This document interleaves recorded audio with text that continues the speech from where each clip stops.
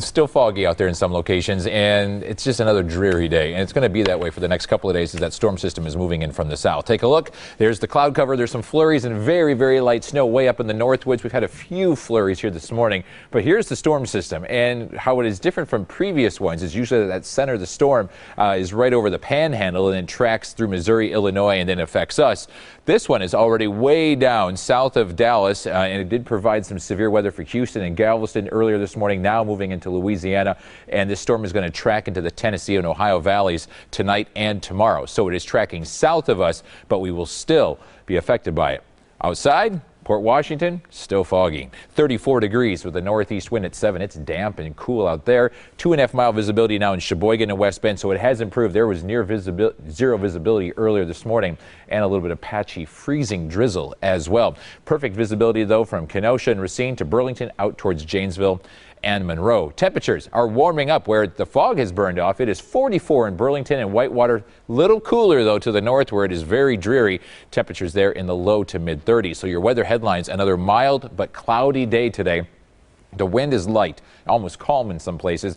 That will be changing. Gusty winds return by as early as tonight. You'll be waking up tomorrow morning to winds approaching 30 miles per hour. And by tomorrow afternoon, we could easily see some gusts of 40, 45, maybe even getting close to 50 miles per hour once again, and that will continue to tomorrow night and throughout the day on Thursday. With this storm system, a light wintry mix moving through. The heavy snows just to the south of us into south side of Chicago, Gary, Indiana, South Bend, and southern portions of Michigan. They could pick up 6 to 10 inches of snow. But for us, the rest of today will remain in the 30s to lower 40s, and then tomorrow afternoon, we'll see some of that light snow push on through with temperatures staying in the mid 30s around the area and very, very strong winds. Current temperature, look at this. These are your high temperatures, 41 in Milwaukee, 44 at Lake Geneva, Watertown's at 41, and 34 up around Sheboygan and Port with that southeast wind coming right off the water. So here comes the storm system.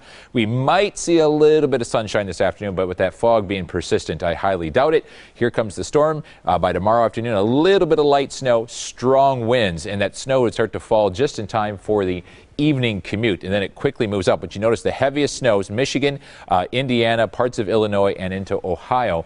We get a lot of wind and a little bit of snow out of this. How much snow are we talking about? By 5 o'clock tomorrow evening, about a ½ inch or so, maybe an inch around Racine and Kenosha. Total accumulation of about 1 to maybe 2 inches of accumulation from Milwaukee to the state line, and then northward about an inch or less.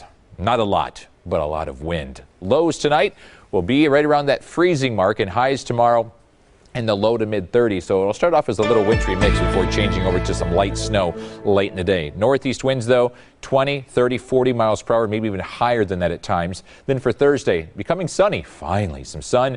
Strong northwest winds at 20 to 40 miles per hour. Friday is breezy and 35.